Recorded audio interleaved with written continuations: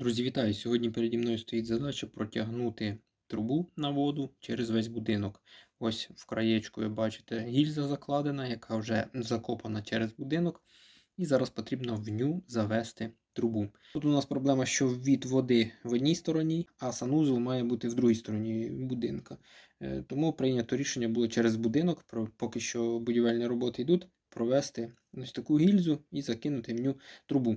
Зразу це все я не робив, тому що потрібно розуміти, наскільки потрібно місця залишати, щоб можна було її в майбутньому витягнути знову ж таки, тому що можна було зразу закупувати дві труби, труба в трубі, але ж потім не буде зрозуміло, чи зможу її витягнути без проблем і затягнути. Тому ось таке місце висвободив.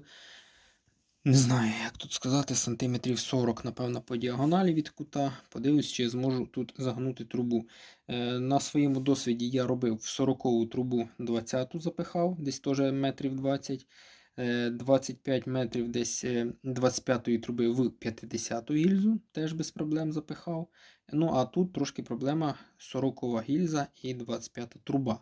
Зазор є невеличкий, але так як труба по будинку має вигини різкі, при обходженні всяких преград, не пам'ятаю, забувся слово, як називається на українській. Тому зараз спробую просунути цю шлангу в цю вже закладену гільзу. Навіщо ви спитаєте ці всі лишні рухи, закопав трубу та й забувся? А я вам скажу, колись батько теж так само подумав. В той час ще були 90-ті, був маленьким, матеріали, такої труби не було, була кинута якась шланга пластикова, теж 25 діаметру, напевно. І вона через декілька років взяла і прорвала. А місце проходження цієї шланги у нас досить складне, високий підмурок, дуже багато насипу, малий простір, дуже важко було б копати, дуже багато потрібно було б приміщень робити, видовбувати, викопувати.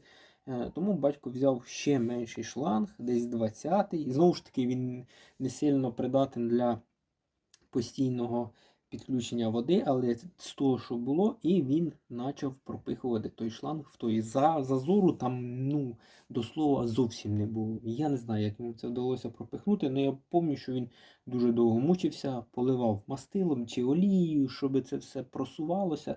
Там зазору, зовсім не було. І от мені оцей епізод чомусь так заповнився, і я завжди чомусь думаю, що якщо ця ситуація повториться зі мною, то я вже буду на крок попереду. Я закладаю гільзу. От така історія навчила мене трішки страхуватися стосовно цього в житті. Пробуємо запихувати.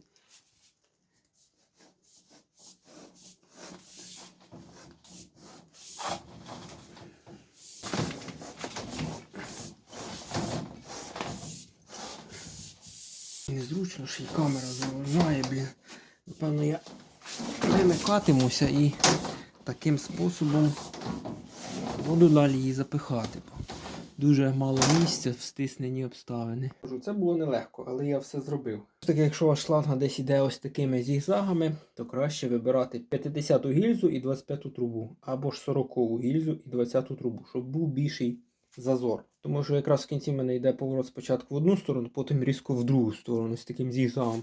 І на цьому зігзагу десь дуже тормозиться. Мені прийшлося аж двома руками поближче до гільзи і по чуть-чуть її ривками пропихати. Навіть трішки пальця поранив. Ось бачите гільза, ось тут іде різкий поворот. І за ним ось тут теж ще ось різкий поворот. Ось навіть гільза трішки на камеру. Труба вийшла. Ось. Ой, навіть вперся в гофру. Все, задача виконана. І в будь-який момент можна її витягнути. Ось такий був невеличкий туторіал. Кому цікаво було, ставте лайки, підписуйтесь на канал. До зустрічі в наступних відео.